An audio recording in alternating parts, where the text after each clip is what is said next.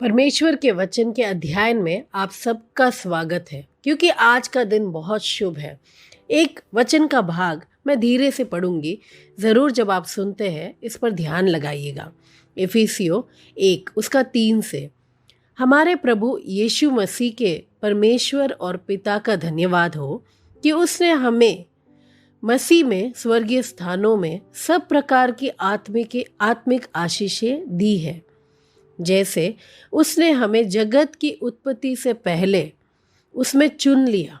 परमेश्वर ने हमें चुन लिया कि हम उसके निकट प्रेम में पवित्र और निर्दोष हो, उसके निकट हो हम, और अपनी इच्छा के भले अभिप्राय के अनुसार हमें अपने लिए पहले से ही ठहराया कि यीशु मसीह के द्वारा हम उसके लेपालक पुत्र हो। उसने हमें गोद ले लिया है, अपना बना लिया है, कि उसके उस अनुग्रह की महिमा की स्तुति हो जिसे उसने हमें उस प्रिय में सेतमेत दिया।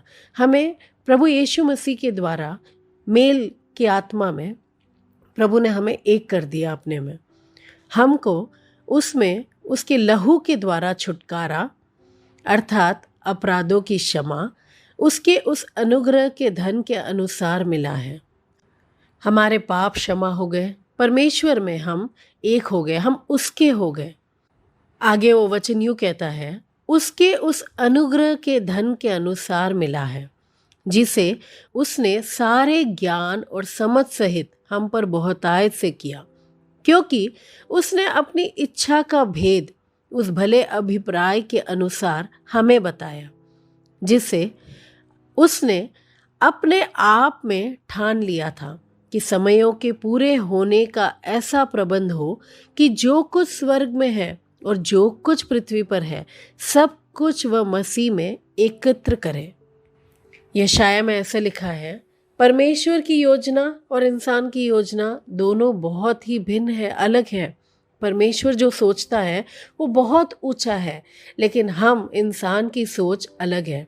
हम अपने आप को ही रिजेक्ट कर देते हैं, तिरस्कार कर देते हैं, अपने आप को ही उस अनुग्रह से बाहर निकाल देते हैं। लेकिन परमेश्वर का वचन इफिसियों में यूँ कह रहा है कि उसने अपने प्रिय में हमें एक कर दिया है।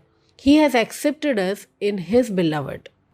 चौथा वचन यूँ कहता है ना, इफिसियों 1 उसका 4, जैसे उसने हमें जगत की उत्पत्ति से पहले उसमें चुन लिया कि हम उसके निकट प्रेम में पवित्र और निर्दोष हो।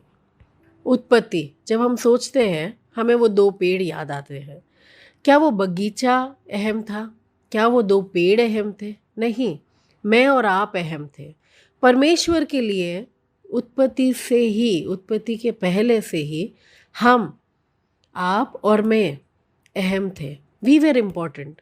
परमेश्वर ने सारी योजना जो बनाई, यीशु मसीह को भेजने की भी योजना कि यीशु मसीह देहधारी हुआ, इस पृथ्वी पर आया, अपना लहू बहाया, निष्पाप जीवन जीने के बावजूद वो मारा गया, गाड़ा गया, इसलिए ताकि मैं और आप उसमें लेपालक पुत्र बन जाए।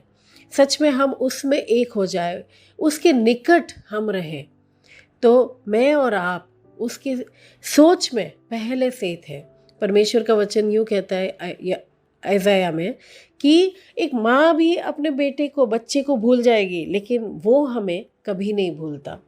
परमेश्वर जो इतना प्रेम करता है, उसके प्रेम को जानने के बाद हम में से हर एक बदल जाता है।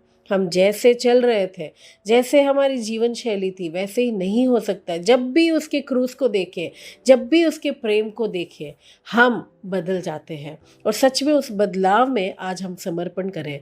प्रार्थना करते हैं कि परमेश्वर पिता, प्रभु जी धन्यवाद परमेश्वर, आज उस क्रूस की ओर हम देखते हैं और हम देखते हैं प्रभु कि उस प्रेम में प्रभु सज़ा आपने ले ली परमेश्वर।